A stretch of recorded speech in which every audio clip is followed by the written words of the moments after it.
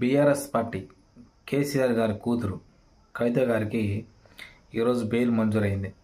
సుమారు 153 రోజుల నుంచి జైల్లో ఎంత ఇబ్బంది పెట్టారు అమ్మాయిని.